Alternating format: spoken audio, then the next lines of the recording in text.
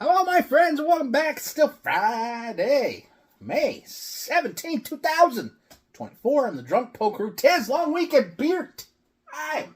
2-4 on the 2-4. It writes itself. You can buy a 2-4 on the 2-4 in 2-4.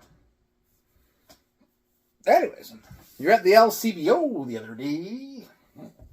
I was picking something up, and then I saw this giant can, and I'm like, well, I like a big can. I like big cans. I like big cans in a can. I like Space Invader IPA from Amsterdam Brewing. 6% ABV, 566. I like these tall boys. Extra tall boys? Big and tall boys? I don't know. I got to go to the big and tall shop and get a suit. I think that's the only way I'm getting a suit, right? I ain't going into Moore's and finding a suit. I got to go with the big and tall shop because I ain't tall. I'm girthy.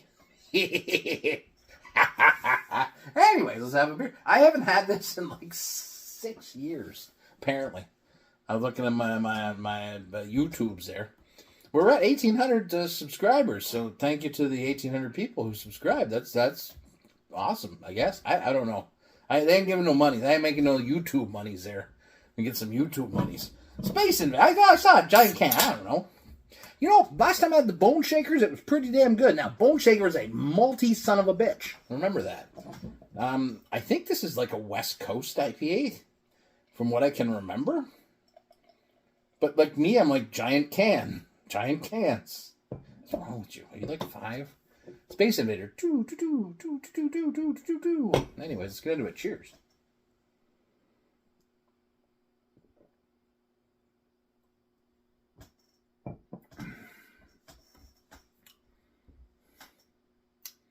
Yeah.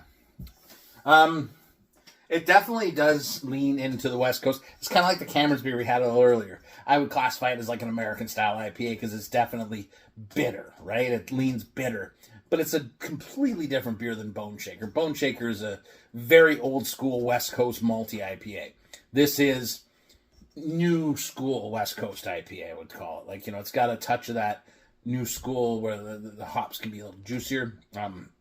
This is grapefruit, mango, orange. It is bitter and pithy on the finish. It's a very, for 6%, it's a nice beer. I think this was like $3.50 or something like that. I don't know. I know that they're not craft beer anymore, but for the love of Christ, are we done with that stuff or not? Maybe some people are still like big deal about it.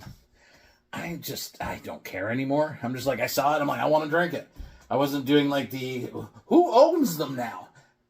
The breweries I don't buy from because they don't make good beer. That's very simple, or, you know, they have bad people involved with them. That's easy to avoid them. At this point now, you don't have to. Like, I have a buddy, a guy I know, he doesn't drink Collective Arts, and he's mad because they didn't like the way they ran their festival a couple of years ago. And it was completely legit, too. And he will drink a goddamn beer, and I love it for it. Cause I was like, goddamn.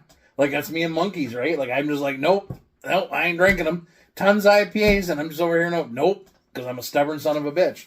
But Amsterdam, they make Double Tempest, right? They make Double Tempest. This is a good beer. This is a very, honestly, I think I kind of prefer it to the Camerons.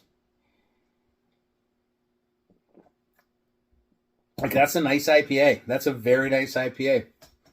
I gotta get a Bone Shaker and revisit that again. But yeah, so it's good. If you see it, you can pick it up. Try it. It's fun to revisit things. Like, it's been 6 years.